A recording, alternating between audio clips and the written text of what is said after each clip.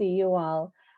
So what we thought we would do today is we're kind of do a 1-2 punch here with, I'm going to share with you some of the trends that we're seeing around kind of what's happening from a wellness perspective and how consumers are changing, kind of some things we've seen shifted since the pandemic, and then what's kind of shifted back and what's kind of still continuing to accelerate. And then Kelsey is going to walk you through really, how to get into the data, how to use the data. We know that's super critical for so many of you to be using for your investor meetings or using for your retail or frankly, just, your business planning. But we want you to know, super interactive today. In fact, I saw some of the brands. Laura, I know you're not going to be afraid to ask questions. Ask questions, drop them in the chat. We built in some time at the end where we can kind of, answer anything you want. And also, we want to make sure as we love our partnership with the Naturally Network. We're super excited to be supporting Naturally New York.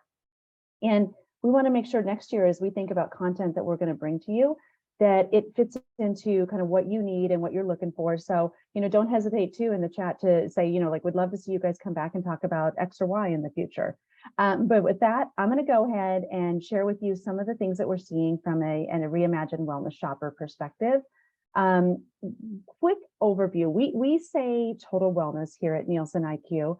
And one of the reasons we say that is because we've really seen that consumers are merging this idea of their personal health or the health of their families with the health of the planet and with also the health of others. And this is one of the big things we actually saw that really accelerated during the pandemic, this kind of focus on not just me, but focus on others. And so that you'll hear us, a lot of times you think total wellness or health and wellness, we just call it total wellness from that regard, because it's really that all-encompassing piece.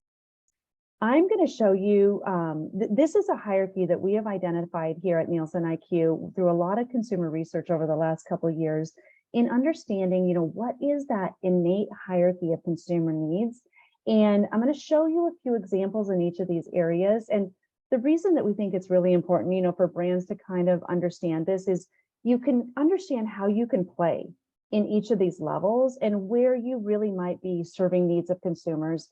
And the big piece of what I'm going to share with you also is kind of some things we're watching and things that we would recommend that you keep your eye on as well as you're thinking about formulations, as you're thinking about the changing consumer, et cetera. We're not necessarily saying, hey, this is a big trend. Some of these things I'm just going to tell you, like, hey, we've got our eye on this. We think this is percolating, and it could be something that, we think that the industry should be paying attention to. So I'll give you just a quick orientation to this. If some of you might be thinking, wow, that looks a lot like Maslow's hierarchy flipped upside down. And it kind of does, actually, the very base level, right? Am I safe? Am I alive? Am I well? And as you go down the pyramid, you can kind of start, what we see is that we see consumers expanding what their view of ailments and how they are looking at health, kind of a broader view. As they keep going down the levels, they can start thinking not just about immediate sorts of things, but planning for their future. The evolving area, second to last there, I'll tell you that a lot of times clients are like, oh, who cares about the rest? Just come tell me about what's going on in the evolving. That's the fun stuff. And I will share you, like, what are the innovations? What are we, kind of got our eyes on there? And then, as I mentioned on the previous slide on our view of total wellness, this idea that consumers are really kind of tying it all together from not just my health, but this overall health of the planet and health of everyone else. So urgent care, this is that very base level. And you think about, can you believe that we are almost 3 years from, like the initial part of the pandemic? But 3 years ago, we all dropped to the base level of that pyramid, in terms of like, am I safe? Is my family going to be okay? And one of the big things that we have continued to watch that was really, what we're kind of calling a temporal landmark for many consumers was the pandemic was like an oh crap moment, right? Because for many people, it was about the other ailments that they have. So it wasn't just about the pandemic or COVID, it was also about heart disease and diabetes. 40% of people early on in the pandemic, if you remember, died because they had diabetes.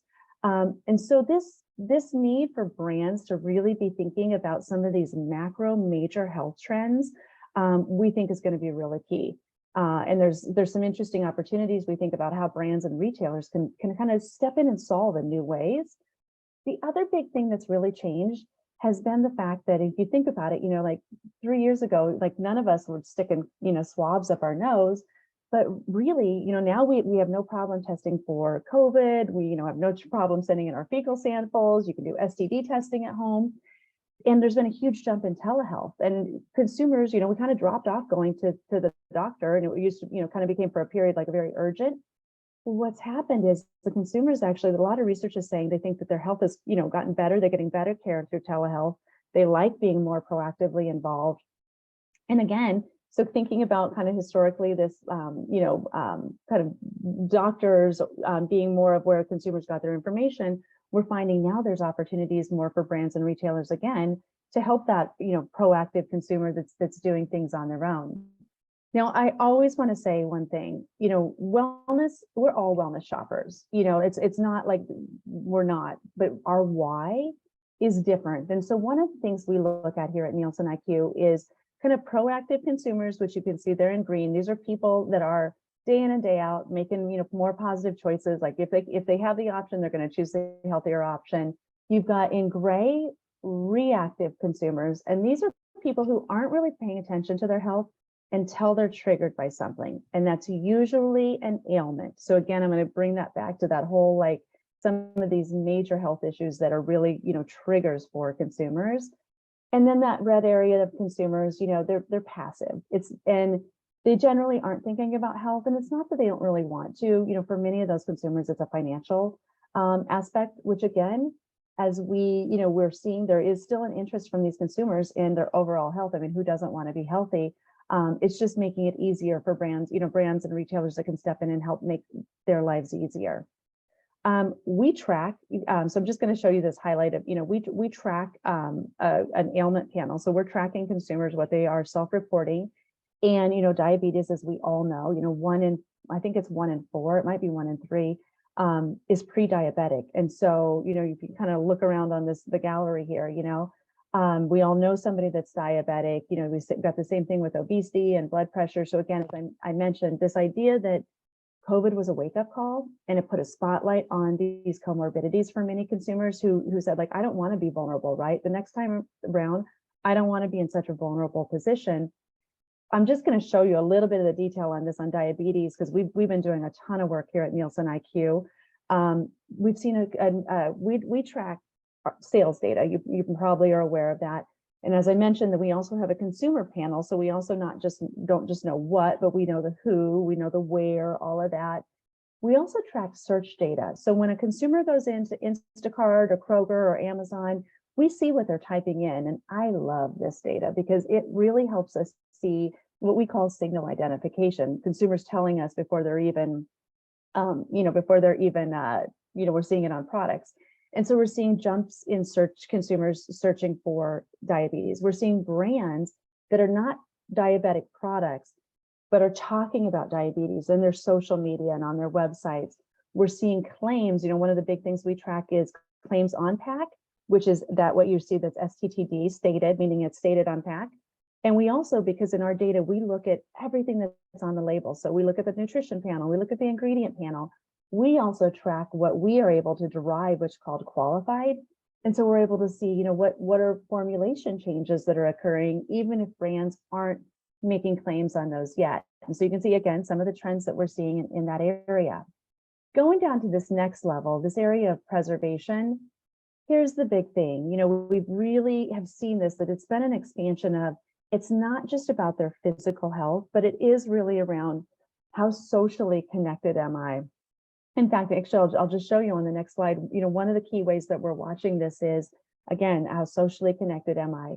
How financially secure am I? I mean, finances play a huge part, obviously, in people's ability to make, wellness decisions and make proactive wellness choices.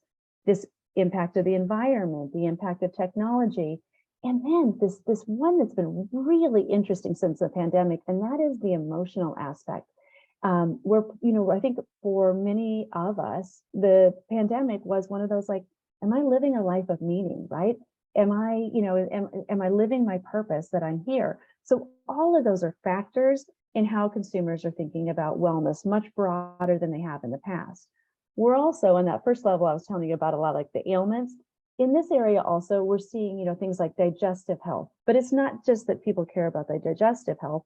they're tying their digestive health to their skin health and to their brain health, mental health. And, that's everything from, truly diagnosable mental challenges that consumers are facing to all the way to how they're thinking differently about mental cognition and brain health and work-life balance and stress. Now, I always think this is a powerful slide for any of you that are in either the vitamins, minerals, and supplements or in the food space. We're seeing this kind of merging of consumers. Again, this is that proactive component where they're choosing food as medicine. And obviously supplements, supplements was one of those areas that really saw spikes during the pandemic. And we continue to see really strong growth in a lot of the key areas, right? Performance and immunity, mood. So, kind of what I'm kind of saying, again, it's more than just my physical, it's kind of a holistic view around how they're looking at their wellness. The aspirational, so again, as we kind of went down that pyramid, now I can start thinking a little bit more about the future. And a couple areas we're really watching here are, the wellness of children. We're seeing a lot of interesting things around brands who are basically saying, hey, we're going to do a better job of formulating so that we can set kids up for the great long-term health. And again, thinking about impact of pandemic and the residual, that was a contingent that was incredibly hard, had hard impact on them. The other big area is healthy aging, and I'll jump into that in a second, but we think this is a huge opportunity for us as an industry, because so often we're like, what are those Zoomers doing? What are the Gen Z, the millennials doing? But we got these boomers and they're aging very, very differently, and a lot of opportunity for our industry. Plant-based, clean label, I'll show you a few of the trends that we're seeing there. And the one big thing I would say is we're really seeing that it's not about just being the best, but it's this flexitarian approach. And it's kind of this like, I'm on a journey with my health. I'm going to show you this bubble chart a couple times. So let me orient it to it.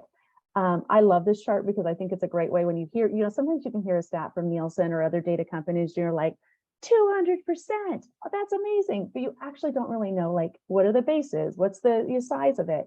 So this chart across the bottom, the horizontal axis, that measures the number of categories that claim is showing up in the store. And we've got about 2,100 categories. So you can see natural positioning over there is in about 1,300 categories. So, just over half of those. And then you can see along the vertical axis, the size, the growth versus 3 years ago. And then the size of the bubble is the size of the sales. So this just gives you a perspective of some of these things that we're seeing: clean label, organic, natural, free from. And clean label, we think, is one of those areas where consumers are seeing it in their food, they're seeing it in their beauty products. And we'll kind of, some of the research that we've been looking at says that it's one of the areas where, especially in the world where there wasn't a lot of control that consumers had, that's an area where they could put a little control in their life around, like, oh, I can make choices around what I'm putting in or not putting in my body. Now, plant-based, I will tell you, it's a mixed bag. In some areas it's continuing to grow, and I highlighted for you here kind of the change versus 3 years ago, and then the change versus a year ago. And the reason I did both here is that you can kind of see the ones highlighted in green. Those are the areas where we're still seeing in the last year about the same level of growth that we were versus 3 years ago, where in some of the other categories, these are the top 15 in food and bev, you're starting to see some declines or, just some flattening. So again, as you know, I'm sure you're all I'm so sorry, I have something in my eye and I cannot seem to get it out. It looks like I'm winking like crazy probably. So many of you that are looking at data probably know this, that the sales data, really you got to be looking at a trend over time here with the last couple of years because of the pandemic, so that you're not misinterpreting something that's happening. Now, one of the things that I will tell you that, we've kind of been looking at from a plant-based perspective is we did a lot of research this past year with FMI, the Food Marketing Institute, and we found that consumers love plant-based. There's a huge halo effect around it. They specifically are choosing it for health. In fact, in the research that we did, we were surprised they care about the environment, but that's much lower. It really is like, it's for me and my personal health. But they're also super confused. They don't really understand it. And frankly, if you kind of look at the slide, they're probably getting more confused. because we are seeing plant-based show up across the store, and not just in food and bev. You can see plant-based nail polish and plant-based diapers and plant-based tampons. And so the reality that this claim starting to show up, and in some brands, it's even in the brand name. I think the kind of question / caution for the industry as we think about this is, we know there's interest, we know there's a halo effect, we know it's from a health perspective. So as you're kind of thinking about how, if you're a plant-based brand, how do we lean into this? I think one of the key areas of opportunity, there's two things I would recommend. One, really understanding that health component and the health aspect of it, and kind of what your product drives. And then the second one is really, really paying attention to the trial and repeat. That's one of those areas where, the media early on, summer and into the fall, I was all over plant-based. And now we're kind of looking, and we're seeing some brands who are doing amazing trial, repeat, loyalty, and then some that aren't getting the repeat. And so again, if you're in that space, that's where I'd really start to kind of look at that, because that's how you're going to be asked to be measured in the future, more from a retailer perspective.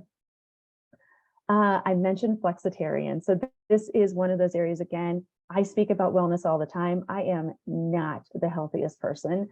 And that's really kind of the way we all are, right? And what we're finding is that we're seeing that consumers are looking a little bit more around principles. So you can see here, we've seen where it's maybe I've tried Whole30, and I know dairy doesn't really agree with me, so I don't really eat dairy, but I do if it tastes really good, that kind of I'm choosing the principles. Vegan is a great example here. You can see we've got 7 million searches for vegan, but we know only 2% of people are on the diet. So they're searching for it and they're looking for it, they're buying it, but they're not actually fully on the diet. You can see it over on the left there, and we're seeing, there's words, right? Sober curious, right? Where we're seeing, more consumers, in that space, or we're seeing, what's one of my, flexitarian, obviously. I think one of my favorites is lazy keto. And again, it's this idea that they're kind of taking a principle and using it for the principle of it, but not full execution of it. Boomers, aging. This one, I tell you what, we just really think this is an interesting area of opportunity. We're seeing a decline in our searches, a decline in anti-aging, and we're actually seeing, magazines that are actually saying we're not even gonna talk about anti-aging, and brands that are saying we're not going to talk about anti-aging. You've got, Martha Stewart blowing up the internet with her pool selfie, or Mae Musk, on the cover of Sports Illustrated. Here's what we're seeing. We're seeing brands, as you can see here on the right, that are formulating specifically for products that meet those consumer needs. So it might be, the breakage of the hair. Here's the biggest things that we're finding from these boomers. They really are, they're truly are living longer. And we're talking about hiking Machu Picchu at age 90. And I've seen some research where, they're saying 90 is the new 40, and it's I'm pushing 50, so I'm super excited about that. But they really are aging differently. And there's a meme, and I always mean to put it in, that the Golden Girls, if you think about what the Golden Girls look like on that TV show, and then you think about the girls from Friends, they are the exact same age. And so just even what aging looks like is so different.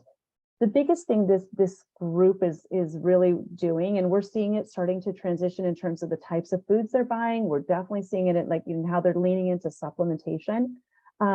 They are very afraid that their bodies are going to outlast their brains. That's one of their biggest fears. They want to maintain their mental independence as long as possible. Again, great opportunity and space for our industry to lean in and support those needs. Now, this last area, like I said, this is usually where people are like, oh, just tell us about this. This is mostly what we want to talk about. This is the fun, the innovative. Here's what we're finding. One, we did a lot of research, in the last year where we were looking at, this consumer willingness to trade their health information. And we were shocked. We did a global research. We were really shocked, especially in the US, how willing consumers were to we've got our phones and we all pretty much know we're being tracked, how willing we were to trade our information if we were going to get personalized and customized information specifically for their health. You're starting to see more and more retailers that are doing really cool things around this, like Kroger with their Fugle, where I can say all my ailments or what my needs are, and I can get things fed back to me that are very specific for me. This is an area where we're continuing to see like an evolution on the ingredients, the types of ingredients, forms. So, a lot of waterless sorts of trends that are happening here. And then the last area is that, this need for consumers that they're saying, like, I don't want to trade. I shouldn't have to trade my health for taste. And I shouldn't have to trade, and it kind of was like this movement towards maybe plant medicine and ancient wisdom. We're still seeing that, but consumers are not willing to trade efficacy. So they're actually open to the science, and they are open to kind of this combination of both of those together. So things that we're seeing growth in things like Ayurvedic group, ancient grains, superfoods, traditional Chinese medicine, those are things, like ginkgo and licorice, etc. Adaptogens, I'm sure we're, ashwagandha and nootropics and stuff like that. Seeing growth, not just across total sales, but you can even see category count changes. And so we know consumers are, continuing to look for innovative ingredients. But one of the things I'll tell you is they're much more knowledgeable than ever on what those ingredients actually do. So elderberry is a great example. How many of us were really even familiar with elderberry 4 years ago, and now we all know, the benefits of it from an immunity perspective. So the idea that they're understanding ashwagandha, and the kind of adaptogenic help that it can give their bodies. So that functionality of ingredients is definitely, I think consumers have become much more savvy. The last section is the selfless care, right? This idea that it's bigger than me, it's about the environment. We've done a lot of research. In fact, we've got a really phenomenal report coming out with McKinsey and Company in January that is around like the business case for sustainability and social responsibility, and how brands should be thinking about it. Just want to highlight 4 areas that we're really seeing, that really are kind of the hot areas. One is around the packaging. I mean, packaging is huge. Like recyclable is not enough. That's like bare minimum. We are seeing, interest in reduced plastic-free, energy, carbon. We're starting to see more and more brands that are making claims around this on product. Regenerative agriculture, I'll show you where that falls. We're starting to see that. Obviously, it's really relevant for many of the major brands from the SEC Scope 3 reporting requirements. That's where we're starting to see some leaning in on regenerative agriculture. But the research we've done has shown also consumers are really interested in it. I mean, frankly, it's semantically, it's really great words. And there's an interest in taking care of each other and social responsibility. This we saw in our research, and other research saw this too. Two big things when you think about that pillar of the pyramid. I mean, it was really hard to deny climate change when we all stopped, commuting to work 3 years ago, and we actually saw a physical impact. And also, when you think about the pandemic, it was really hard to ignore that there are haves and have-nots, that there truly is a polarized consumer. And more consumers said, it's not just about me. I want to make sure wellness is democratized and it's available for everyone. And I'm really proud of, we work really hard with Feeding America on their Map the Meal Gap, and also with Refed on reducing food waste, because we're really passionate about these areas at NielsenIQ as well. These are some of the things that we're looking at in terms of, from a social responsibility standpoint. So again, you can kind of see if you fall into any of these areas, we think it's a great, great thing for you to be thinking about touting, putting into your marketing, really kind of thinking about that overall. And then the last area, there's just kind of, and Kelsey, I think I totally talked more than 15 minutes, I'm sorry, is diversity, equity, and inclusion. And the big piece here is really tying this to the fact that it's not just a feel good, but there actually is a business case for diversity, equity, and inclusion. And so the business case is, our population growth is slowing. And where you're going to get growth is really through diversity, and really making sure you're serving diverse consumers. And so this is just a quick look at what the US population looks like. Then we took a look at the top 20 CPG brands, and then we took a look at 20 independent CPG brands. And you can see we've got some gaps. We're still too heavily skewed white, but when we looked at those brands that were most diverse, we found that they're growing faster than everyone else. And so again, Kelsey's going to show you how to look at the data from this perspective, but a great thing. If you are a brand that actually meets diverse audiences, a absolute fantastic thing to be having part of your communication, talking with your retailer strategy, et cetera. In closing, before I turn it over to Kelsey, I just wanted to give you a little bit of like, we have a partnership with the Motivase, and what they do is they don't go ask consumer research, but they listen to what consumers are talking about. And one of the things that we said was, can you go listen to this idea of altruism and health and wellness, kind of tie those two together. And here are the 5 big trends that we kind of think are going to be what, again, things to be thinking about. So as I mentioned, aging with dignity, maintaining my independence as long as possible, mental health advocacy, social bonds and interaction. Again, this idea of like living a life of purpose, healthy eating for everyone, and then sustainable wellness. And so this word around sustainable and wellness and nutrition, I think we're going to continue to see this, continue to evolve. It's going to, in some places we're seeing where it's kind of like merging and conflating with like things like clean label.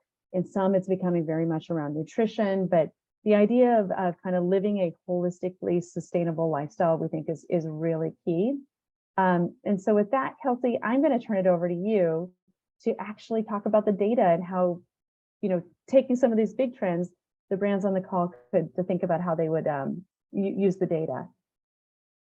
Perfect. Thanks so much, Sherry. So I am the client development lead for emerging brands. So it's really great to be meeting you all and looking forward to getting to work with more of you. So what I wanted to do, the number one question I get from emerging brands is, this is all really amazing, interesting, compelling information, but how do I, as a small brand, use it, right? It's great to know, but bottom line is I need to fuel my growth. So if you go to the next slide, Sherry.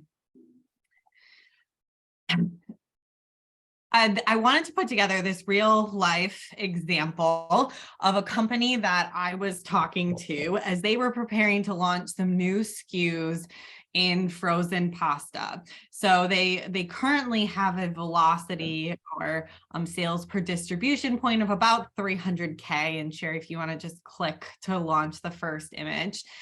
And so if you start to look at the space that they're in and trying to position themselves as a good investment for this retailer, if you look at some of the key measures, right, sales are up about 10% in that first box there.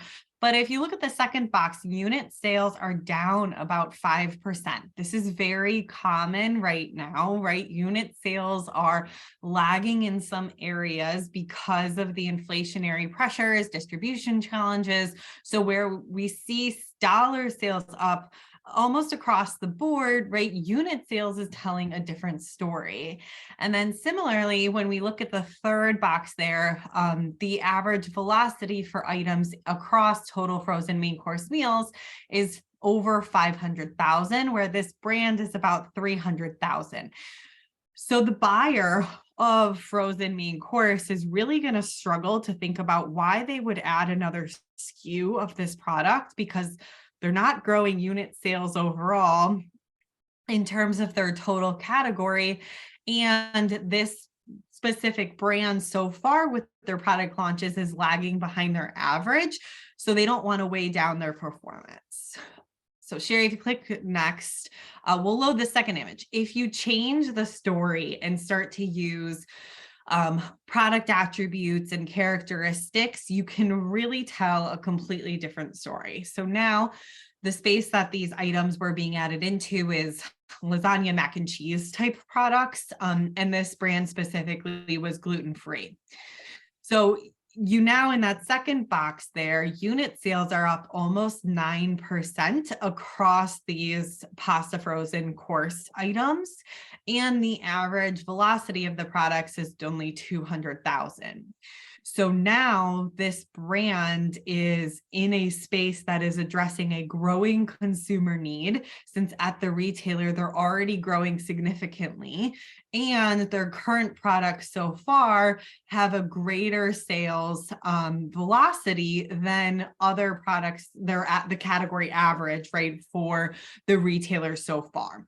So this completely would change the conversation with the buyer, right? I'm a great investment. This is a space that's growing that your consumers need and to be met in, right? So now it's a really good bet for you to invest in me. You can go to the next slide. So this competitive space and customizing what that means becomes really important, as you just saw on the previous slide. So some things to think about when you're looking to address your space, you want to think about the consumers that are purchasing it and how that meets the retailer demands. So 3 kind of things to keep in mind when you're thinking about how you define your competitive space. 1, it should resonate with your retailer buyers, because at the end of the day, as you're presenting data to them to get distribution, you want it to reflect how they think about their category. So good gut check here is go into the store, see what is assorted next to products where you want to be.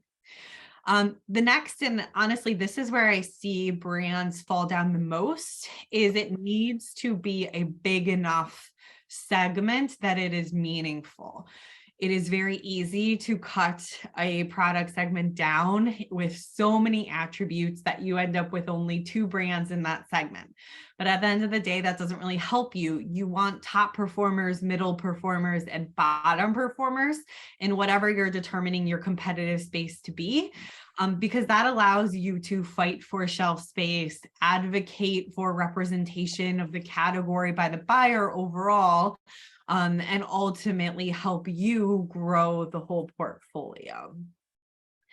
And then lastly, think about the consumer decision points, right? What is key in the consumer's mind when they're going in and purchasing the products? So in this case, right, it was gluten-free. That's really a critical consumer decision point that you need to make sure was considered in that segmentation of the competitive space. You can go to the next slide. Just to talk a little bit about the product attribution. So Sherry shared tons of information, right, on industry trends.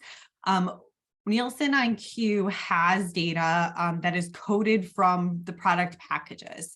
That includes both information that is stated on a package, but also derived things as well that may not be explicitly stated. So you can understand fat-free, gluten-free, diabetes-friendly. Those are all things that are derived from the ingredients panel on the packaging. And this is really the new best-in-class way to be looking at product attribution, because it captures the true nature of, right, what a customer is buying. Go to the next slide.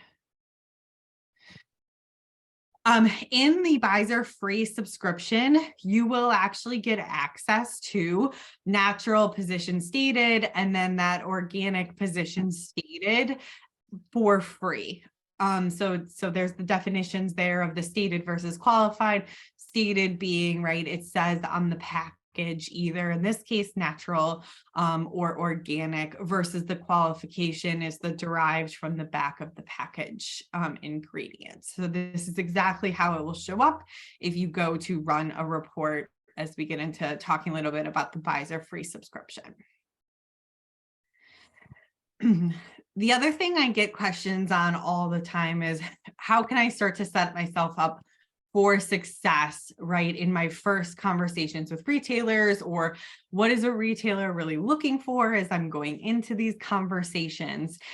And these 3 pieces come up over and over again. So first, that competitive space. How is my competitive space doing? So you saw that in the example of honing in on what that definition is, using category segmentation or attributes to define what that is, and then say it's growing. whether you're talking to an investor or a retailer, or even within your own company about how you want to grow, everyone is looking for those growth pockets that you're addressing. So seeing what that growth is will allow you to say, yes, my segment is meaningful and growing. Second is, are you a good bet? So in a lot of cases, the retailers are taking a bet on you, right? As they're going in, they want data to see that's going to help them take that leap of faith that you're a good brand to bring into assortment. And velocity, or sales per distribution point, allows you to say how you're doing so far, even though you're in much more limited distribution than a lot of your competitors.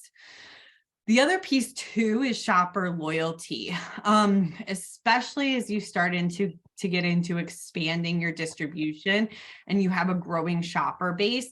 Using things like shopper loyalty can be a huge win in getting distribution.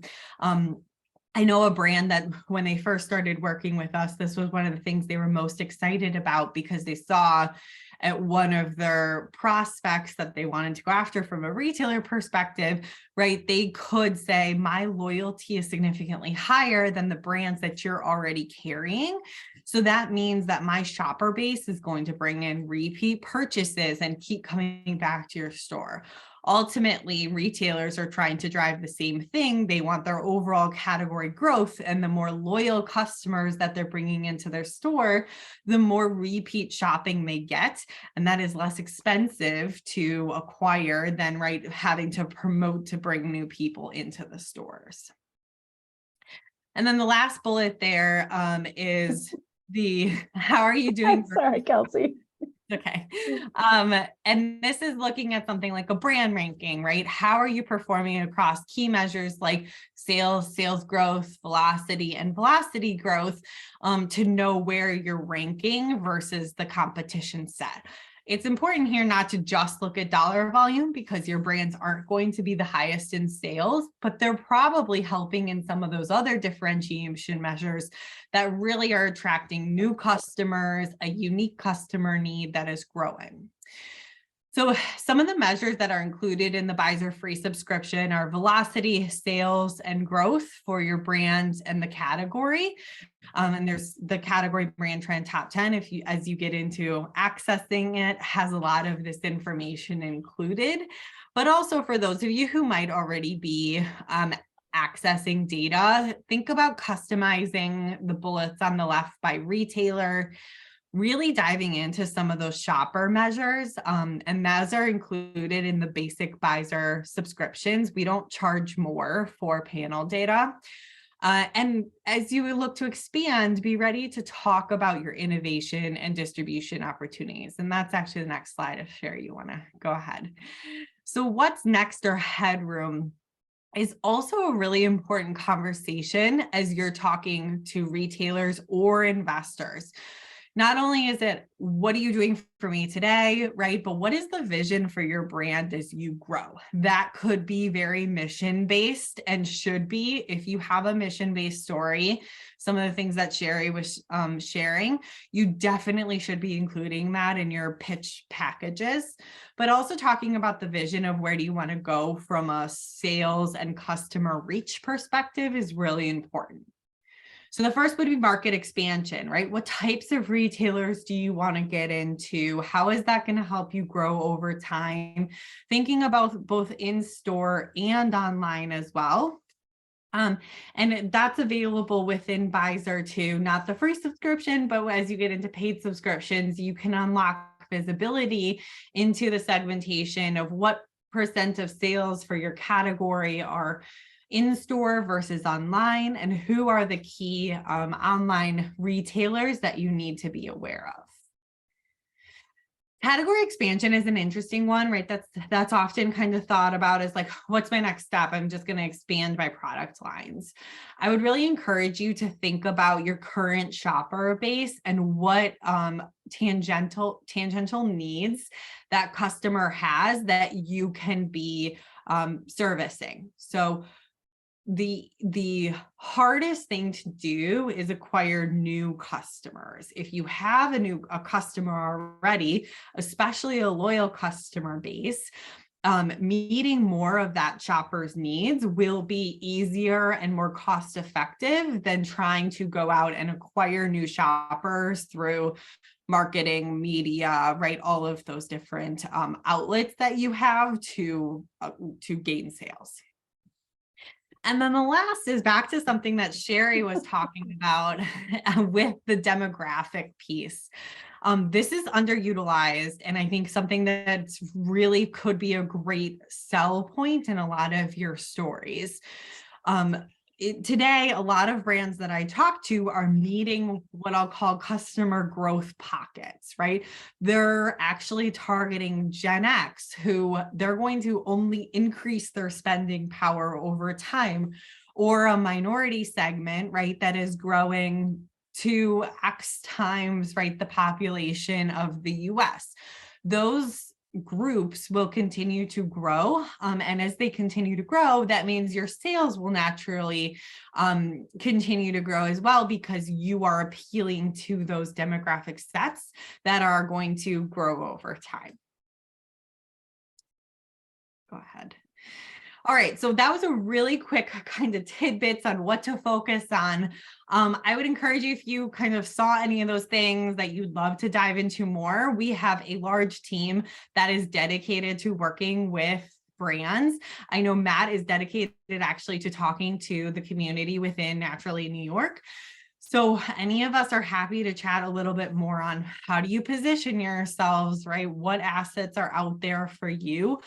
So please feel free to take advantage of that. You can scan the QR code, and that will give you access to schedule a consultation, sign up for our newsletter where we share thought leadership, other webinar ideas, things like that. And then also there's a link to get access to Bizer, which has 3 free reports, no strings attached, we promise. Really, there is nothing there. We will follow up, see how it's going, but other than that, we're not asking you to sign a contract.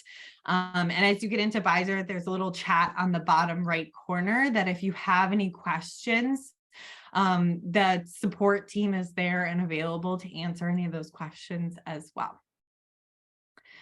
So with that, I will open it up to any questions from the group. Thanks, Kelsey. And I will say, I mean, truly, like Kelsey said, like one of the things we're so proud of is that we are giving you free access. So please take advantage of it. And we really are proud of the fact that the data is not just the sales data, but it is that consumer panel data. So again, it helps you really round out the stories that you're telling either to investors or retailers, or like I said, just building out your business plan. I saw 2 questions, or one kind of a comment and a clarification. So I do want to clarify that, you know, when I was talking about diabetes earlier, it really is type 2 diabetes that we're seeing, you know, like we're doing a lot of our research, not on type 1 diabetes. So just for that point of clarification. And then Laura, I was so glad to see you have a question.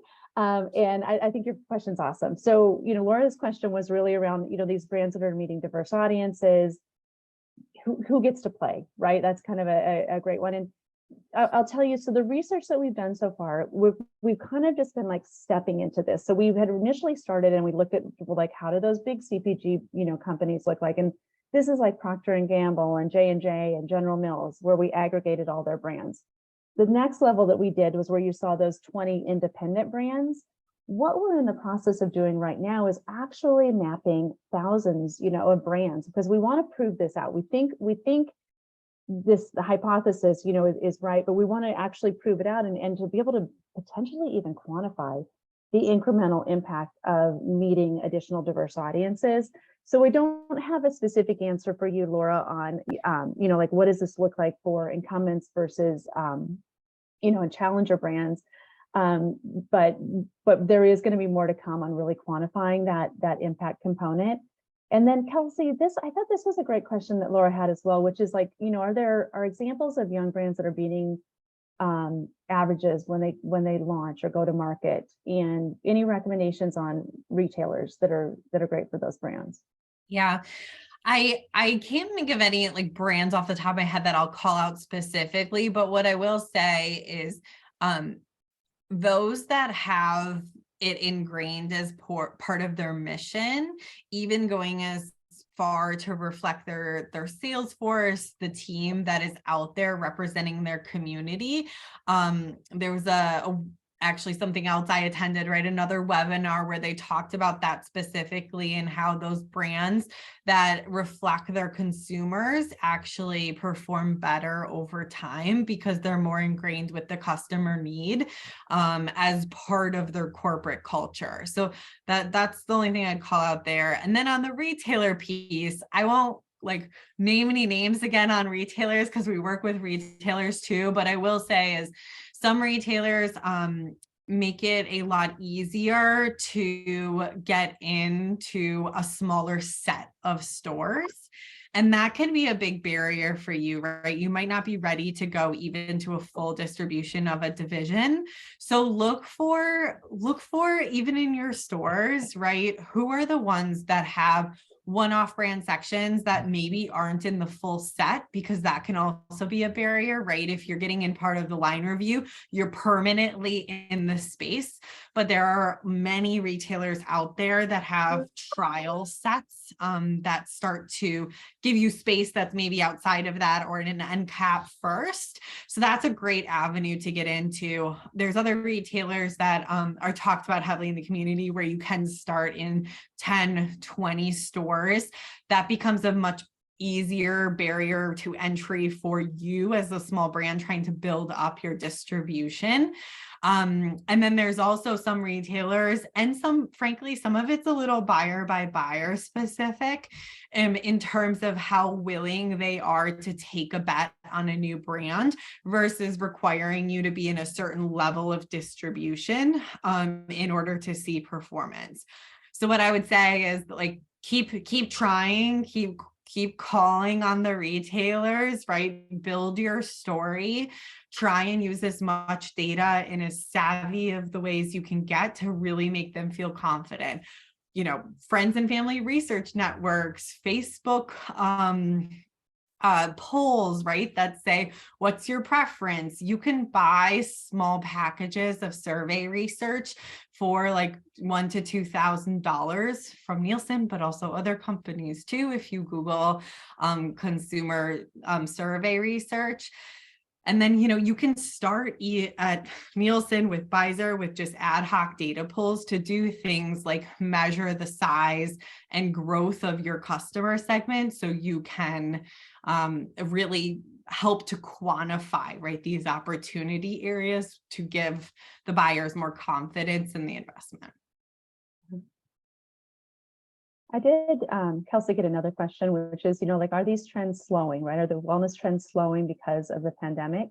And I think, you know, one of the things in kind of wellness, sustainability, et cetera, we are starting to see just in general, right? There's been some trading that's going on. I think one of the cautions that we have from a NielsenIQ perspective is that when it comes to inflation, we can't just assume that everyone's going to be trading down, right? And it's not consistent. And so specifically, we've been looking at sustainability. Like, are people like, you know, are they starting to trade out? And in general, there's a little bit of slowing, but it's not at the rates that you would have expected to be driven specifically tied to inflationary impacts. And so the answer is yes and no, right? Some of the things we are starting to see a little bit, but in general, we know that, and this is frankly one of the things that we've also been telling our clients, wellness, this is a secular trend, right? And so there will be some impacts in terms of maybe some slowing over the next year, but these are long-term trends that we know that consumers are interested in. You know, it's not like we're going to change our health on a dime. It's not like that's going to, you know, be something that people aren't going to care more about.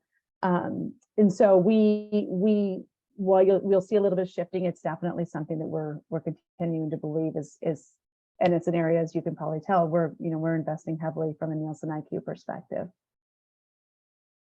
Yeah. Yeah, I get the question too about the inflationary impact as well. And while we are seeing inflation change or modify some consumer spending activity, it's not really changing the inherent shift in the difference in how consumers are thinking about their health as a foundational need. So that would be my other thing too, is like to build on what Sherry said, like we don't see any data on the shifting of importance. It's more so how they serve those needs that we will continue to be tracking as we move into the next year or two.